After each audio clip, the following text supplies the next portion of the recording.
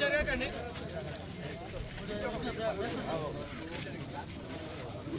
మొత్తి బలం లేదు మా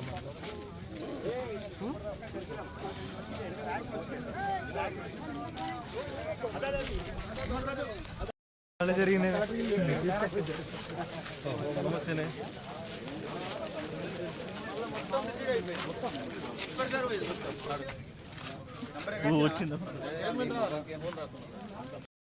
కామారెడ్డి జిల్లాలో నిజామాబాద్ జిల్లాలో పడినటువంటి భారీ వర్షాల వల్ల కామారెడ్డి జిల్లాలో కూడా నష్టం జరిగింది. నిజామాబాద్ జిల్లాలో కూడా రోడ్లు పాడైనాయి, కొన్ని బ్రిడ్జ్లకు ఇబ్బంది జరిగింది, అట్లే పంటలు కూడా నష్టపోయినారు.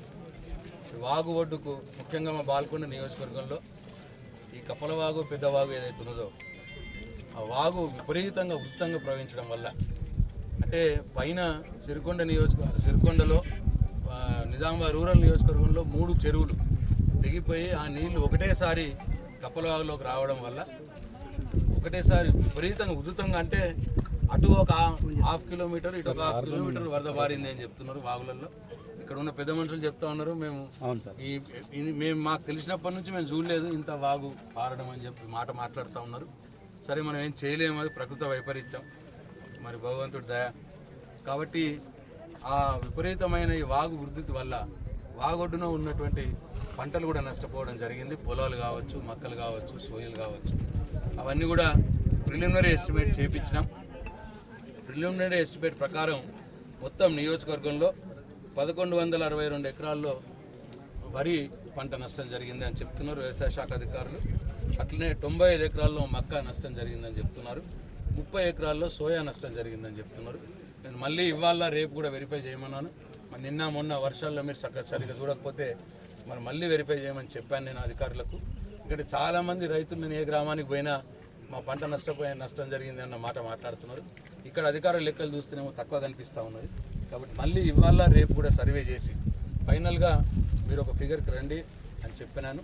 నేను ఈ ప్రభుత్వాన్ని రిక్వెస్ట్ చేస్తూ ఉన్నాను, వరి పంటకు ఎక్కడైతే వరి నష్టం జరిగిందో వరి పంటకు ఎకరానికి 25,000 రూపాయలు, అట్లాగే మొక్కజొన్నకు కూడా ఎకరానికి 25,000 రూపాయలు, సోయాకు కూడా 25,000 రూపాయలు, అంటే ఎక్కడెక్కడైతే పంటలు దెబ్బతిన్నాయో 25,000 రూపాయలు ఎకరానికి రైతులకు నష్టపరిహారం సహాయం చేయాలని చెప్పి నేను ఈ ప్రభుత్వాన్ని కోరుతూ ఉన్నాను. అట్లనే మా బాల్కొండ నియోజకవర్గంలో నేను ఎప్పుడే చూస్తూ ఉన్నాను, వేల్పూరు రామన్నపేట పోయే దారిలో మరి అక్కడ కల్వర్ట్ ఉంటుంది, పూర్తిగా తెగిపోయింది.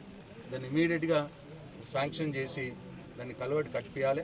మరి నేను మా R&B అధికారులకు కూడా దాన్ని వాళ్ళకు చూపించడం జరిగింది. అట్లనే ఈ ఆర్మూర్ భీమ్గల్ రూట్లో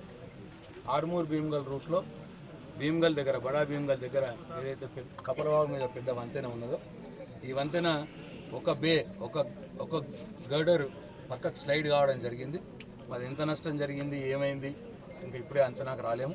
ఎస్సీ గారిని అర్జెంటుగా ఇప్పుడే మాట్లాడాను నేను ఎస్సీ గారికి, R&B ఎస్సీ గారికి. వారు రేపు వచ్చి చూసి ఇమీడియట్గా దీనికి ఎంత నష్టం జరిగిందో చూసుకొని దీని ఎస్టిమేట్ ప్రిపేర్ చేసి మరి ఫ్లడ్ రిలీఫ్ దాంట్లో పెట్టాలని చెప్పి ఆదేశించడం జరిగింది. నేను కూడా సిఈ గారికి అట్లనే మినిస్టర్ గారికి రిక్వెస్ట్ చేస్తాను.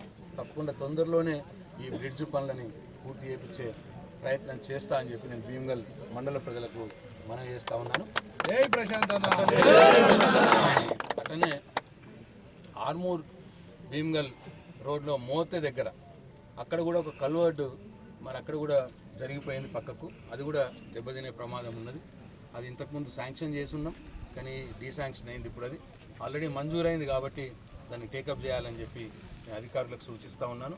అది ఒకవేళ డీశాంక్షన్ అయితే మళ్ళీ మినిస్టర్ గారికి ప్రపోజల్ పెడదాం, నేను కూడా రిక్వెస్ట్ చేస్తాను. ఆ కల్వర్ట్ కూడా ఇమీడియట్గా చేస్తాం. అట్లనే ఉప్లూరు దగ్గర కూడా రోడ్డు డ్యామేజ్ అయింది వార్తలు వచ్చి నేను ఇంకెళ్ళి చూడలేదు. ఇంకా అన్నీ కూడా నియోజకవర్గంలో అటు పంచాయతీరాజ్ డిపార్ట్మెంట్లో కావచ్చు, R&B డిపార్ట్మెంట్లో కావచ్చు, మరి వర్షాల వల్ల ప్రకృతి వైపరీత్యం, దీనికి ఎవరిని చేసేది లేదు, ఎవరిని కూడా నిందించే అవసరం లేదు. ప్రకృతి వైపరీత్యం కాబట్టి జరిగిన నష్టాన్ని తొందరలోనే చేసుకోవాలి. అట్లనే ఆర్మూర్ ఈ భీమ్గల్ ఇదే ఈ బ్రిడ్జ్ కంటే ఆర్మూర్ భీమ్గల్ రోడ్లో మధ్యలో బడా భీమ్గల్ దగ్గర రోడ్ కోసుకుపోవడం జరిగింది. దాన్ని కూడా ఇమీడియట్ రీస్టోరేషన్ చేయించి ఇప్పుడు ఏమన్నా జనాలు తిరగటానికి అవకాశం ఉంటే చేయించి దాన్ని కూడా టేకప్ చేయాలని చెప్పి చేస్తాను. కానీ ఈ రెండు ఒకటేసారి చేస్తే కానీ ఈ రోడ్డు లైన్లోకి రాదు. కాబట్టి ఈ ప్రతిదీ కూడా ఎక్కడెక్కడైతే పంచాయరాజ్ డిపార్ట్మెంట్లో నష్టం జరిగినాయో అవన్నీ కూడా లిస్ట్ అవుట్ చేసుకొని మరి మినిస్టర్ సీతక్క గారికి రిక్వెస్ట్ చేయడం జరుగుతుంది.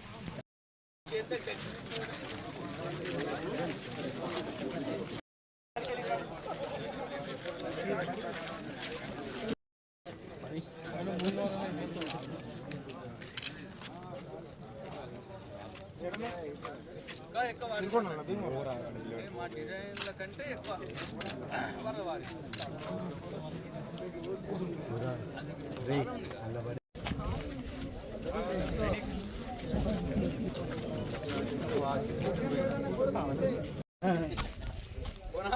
మీ కాలం మధ్యనే ఉన్నారు.